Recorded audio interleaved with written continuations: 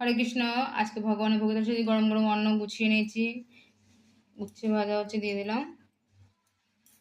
নতুন করেছি চাল কুমড়ো হচ্ছে ভাজি করেছি, চাল কুমড়ো তার মধ্যে চিনি দিয়েছি একটু, দিয়ে ভাজা করেছি। চাল কুমড়ো দিয়ে উচ্ছে দিয়ে আর আলু দিয়ে এটা শুক্তো করা হয়েছে।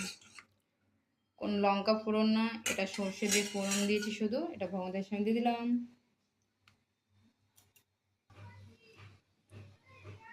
গাটি হচ্ছে করেছি, রাধারানীর সবচেয়ে প্রিয় হচ্ছে একটা খাবার, গাটি আলু দিয়ে রসা করেছি।